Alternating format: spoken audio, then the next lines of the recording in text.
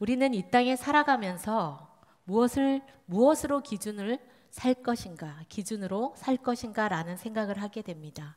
왜냐하면 가치관이 흔들리는 시대를 살아가고 있기 때문입니다.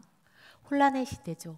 그래서 우리는 진짜 무엇이 옳은 것인지 분별하기가 어렵습니다. 우리는 개인의 경험과 지식이 또 모든 것을 판단하기에 어렵다라는 것을 잘 알고 있습니다. 그래서 우리에게는 기준이 필요합니다. 그리스도인들에게는 하나님께서 주신 삶의 기준들이 있습니다.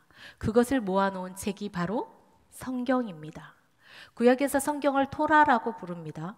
이 말을 한국어로 어떻게 번역하냐면 율법이라고 번역하지만 실상은 가르침이라는 뜻입니다. 가르침이라는 뜻을 가지고 있는데 이것은 선택받은 백성이, 믿음의 백성이 구체적으로 어떻게 살아가야 하는지 하나님께서 알려주신 것이 토라입니다.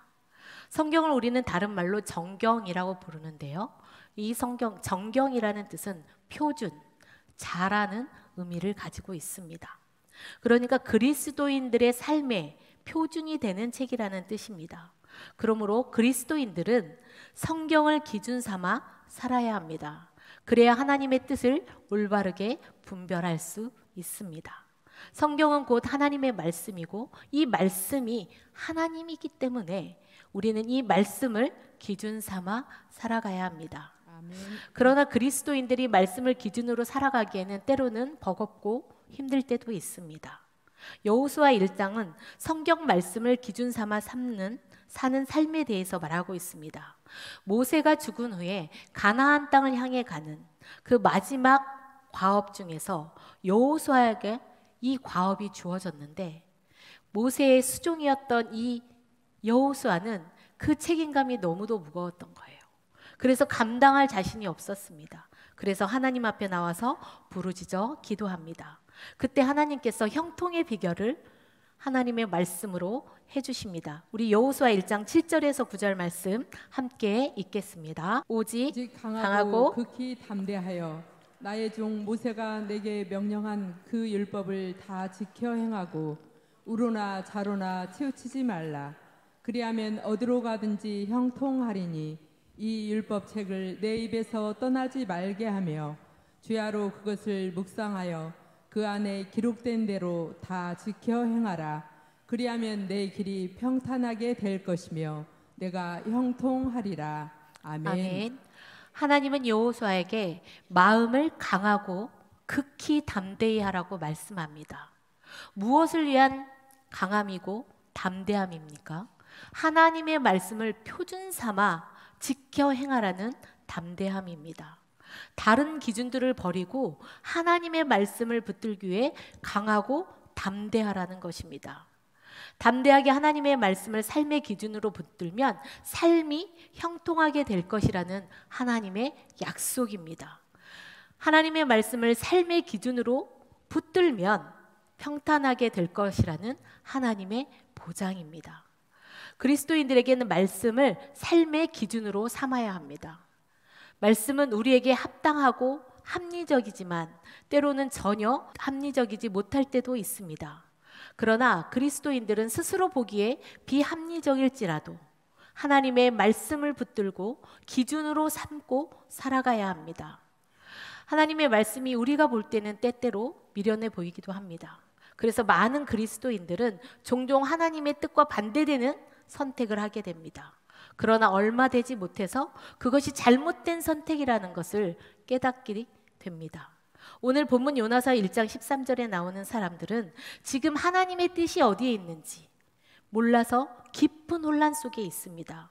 그들은 풍랑을 만난 이유가 요나라는 것을 알게 되었습니다. 요나는 스스로 책임진다는 마음으로 자신을 물속에 던지라고 12절에 말합니다. 그가 대답하되 나를 들어 바다에 던지라. 그리하면 바다가 너희를 위하여 잔잔하리라. 너희가 이 큰 폭풍을 만난 것이 나 때문인 줄을 내가 아노라. 이렇게 말하고 있습니다. 이 말을 들은 배에 탄 사람들은 굉장히 깊은 혼란에 빠지게 됩니다. 요나의 말대로 따르자니 자기 목숨을 위해서 지금 요나를 살인하는 것만 같습니다. 이 이기적인 태도는 도무지 합리적이지 않습니다. 하나님의 뜻에 맞지 않는 것 같습니다. 그래서 그들은 어떻게 할까요? 요나를 살려보려고 예를 씁니다. 우리 13절 말씀 함께 읽을까요?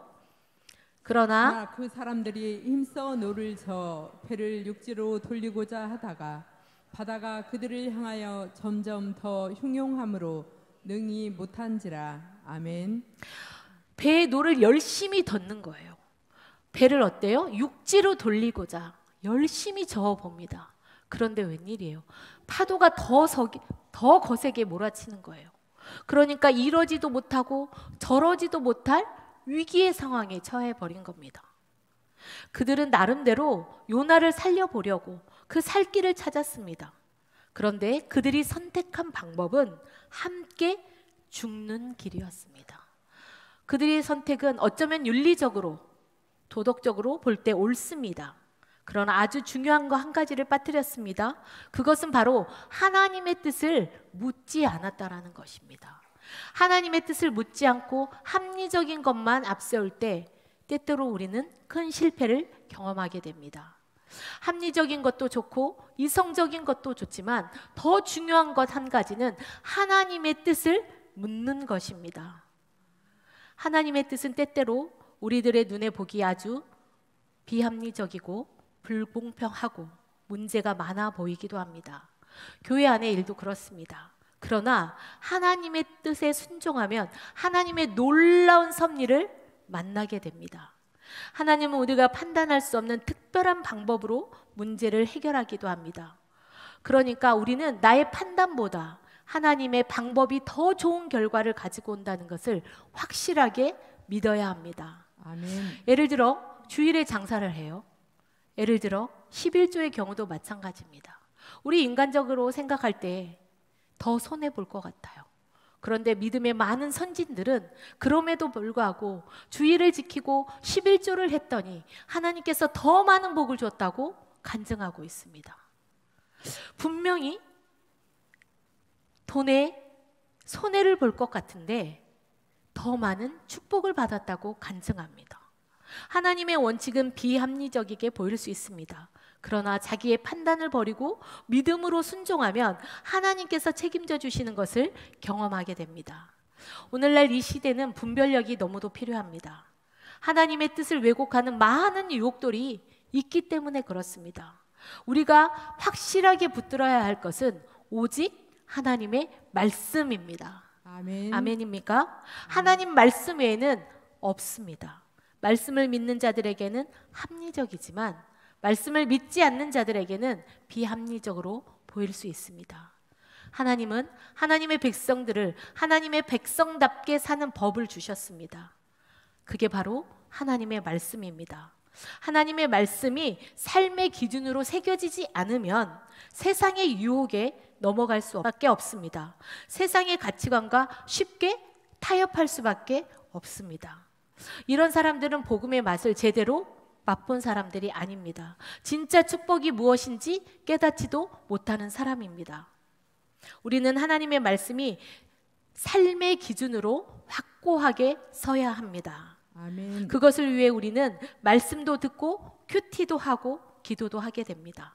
하나님의 말씀이 삶의 기준으로 바르게 세워질 때 우리를 미혹하는 세상의 가치관들을 구별해낼 수 있고 분별할 수 있습니다.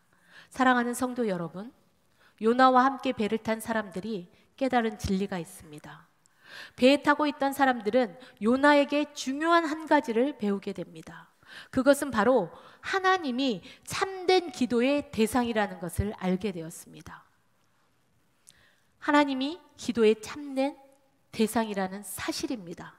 그들은 하나님께 기도하는 법을 배웠습니다. 1장 5절에서는 자기들이 원하는 신, 말도 안 되는 신들에게 그렇게 부르짖었지만 허사였습니다.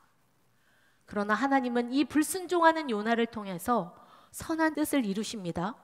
배에 탄 사람들은 이제 하나님 앞에 기도하게 되었습니다. 요나서 1장 14절 함께 읽겠습니다. 시작. 우리가 여호와께 부르짖어 이르되 여호와여 구하고 구하오니 이 사람의 생명 때문에 우리를 멸망시키지 마옵소서. 무죄한 피를 우리에게 돌리지 마옵소서. 주 여호와께서는 주의 뜻대로 행하심이니이다 하고. 아멘. 그들은 하나님의 뜻과 반대되는 노력들이 실패로 돌아간다는 것을 배웠습니다. 하나님의 뜻 앞에서 사람의 노력은 허사라는 것을 알게 되었습니다.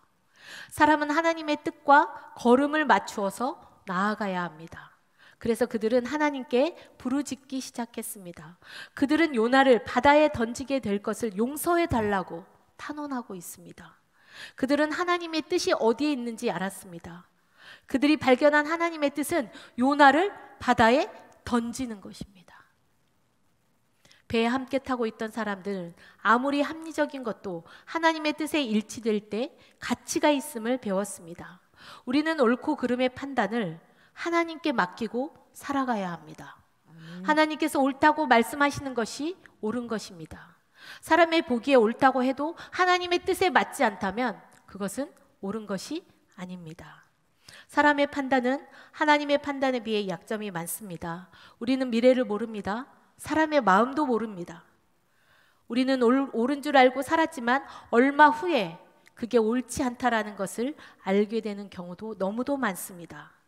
그러므로 우리는 내 생각을 앞세우기 이전에 하나님의 뜻을 묻고 겸손해야 합니다. 우리는 하나님께서 쓰시는 시기에 대해서도 하나님께 맡겨야 합니다. 많은 사역자들이 자기는 일할 준비가 다 되었는데 하나님께서 나를 쓰지 않는다고 불평을 합니다. 반대로 많은 사역자들이 나는 아직 일할 준비가 안 되어 있는데 하나님께서 나를 쓰신다고 불평을 합니다. 그러나 모든 시기는 하나님의 판단 안에 있다라는 것입니다. 그러므로 우리는 낮아져야 합니다. 하나님의 뜻을 늘 겸허하게 받아들일 줄 알아야 합니다. 그리할 때 여호와 이레를 경험하게 됩니다. 자, 그럼 이제 바다에 던져진 이 요나는 어떻게 되었는지 살펴봅니다. 배에 타고 있던 사람들은 요나를 살리고 자신들도 살릴 수 있는 방법을 찾아냈습니다. 그러나 그들이 처음 택한 방법은 하나님의 뜻과는 반대였습니다. 왜 그렇습니까? 요나의 불순종을 인정하고도 보호했기 때문에 그렇습니다. 하나님은 사람을 미워하지 않습니다. 하나님은 죄를 미워합니다. 결국 요나를 바다에 던져서 배에 타고 있던 사람들은 구원을 받았습니다.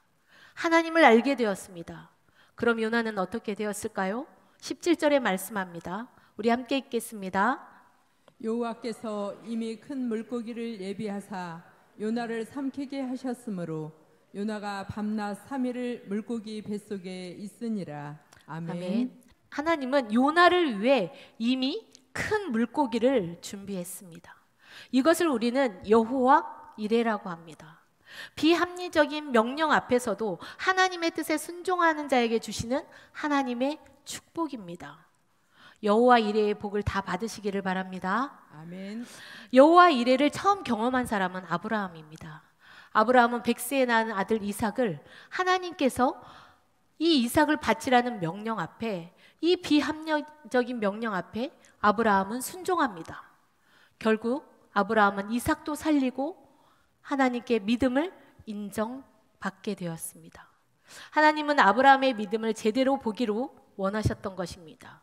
그거에 대한 확신이 들자 바로 멈추게 하시고 미리 준비하신 양으로 이삭을 대신하여 제물을 삼게 하십니다. 아브라함은 전적으로 하나님 앞에 순종하였습니다. 전적으로 순종하는 자의 인생을 책임져 주시는 하나님을 경험하였습니다. 사랑하는 성도 여러분, 우리는 하나님께서 원하시는 일에 대해 인간적인 걱정과 근심을 버려야 합니다. 하나님께서 분명히 책임져 주시는 분임을 분명히 믿어야 합니다. 아멘. 아멘. 예수님도 십자가를 지라는 하나님의 명령 앞에 죽기까지 순종함으로 부활을 보이셨습니다. 부활을 경험하셨습니다. 예수님은 십자가에서 실제로 하나님과 완전히 분리되어서 우리는 멸망당하고 죽을 수밖에 없는 그 죄인을 대신해서 죽으셨습니다. 예수님은 아무런 잘못도 없는데 그런 위치에 놓이게 된 것, 죄인을 취급받게 된 것, 얼마나 억울한 일입니까? 얼마나 분한 일입니까? 그러나 예수님은 하나님 아버지께 죽기까지 순종하셨습니다. 이것으로 예수님은 부활의 첫 열매가 되셨습니다. 아멘. 부활의 첫 증거자가 되었습니다. 사랑하는 성도 여러분, 우리의 경험하는 것, 하나님은 우리가 경험하는 것보다 더 합리적인 분이십니다. 그러니까 우리는 날마다 우리의 판단과 경험을 버리고 하나님의 뜻을 전적으로 구하는 사람이 되어야 합니다. 하나님의 뜻을 전적으로 구하는 것은 대단히 중요합니다. 하나님께 순종하는 것을 배우시기 바랍니다. 삶의 많은 영역들에서 하나님의 순종의 터가 만들어질 때 하나님께서 여러분의 삶을 책임져 주시고 전적으로 신뢰하며 나가는 자에게 하나님이 여호와 이레의 복을 예비하신 줄 믿습니다. 오늘날에도 하나님의 뜻에 전적으로 순종하는 사람은 하나님께서 완벽하게 책임져 주십니다. 그리스도인들에게는 하나님의 뜻을 분별하는 가장 확실한 통로는 바로 말씀입니다. 말씀보다 더 확실한 것은 없습니다. 그러므로 우리의 삶의 기준은 무엇이 되어야 하겠습니까? 하나님의 말씀입니다. 우리의 삶의 가치관의 기준은 어디에 있습니까? 하나님의 말씀을 붙드는 것입니다. 하나님의 말씀으로 여러분의 가치관을 삼아야 합니다. 삶의 기준을 삼아야 될 줄로 믿습니다. 아멘. 결국 얼마나 하나님의 말씀을 믿느냐에 따라서 철저하게 믿느냐가 우리의 삶의 중요한 부분을 차지하고 성공의 열쇠가 될 수 있습니다. 믿음이란 하나님께서 주시는 선물입니다. 그러므로 말씀에 대한 믿음을 달라고 간절히 기도해야 합니다. 하나님의 말씀이 내 삶의 기준이 되기를 믿어 의심치 않아야 합니다. 사랑하는 성도 여러분, 말씀을 진실로 믿으십니까? 아멘. 여러분이 하나님의 말씀을 믿는 믿음이 필요한 줄로 믿습니다. 아멘. 믿음은 기도의 열매입니다.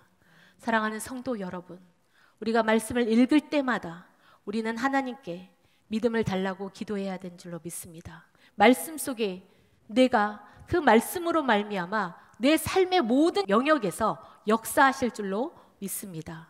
아멘. 우리 삶의 능력이 됩니다.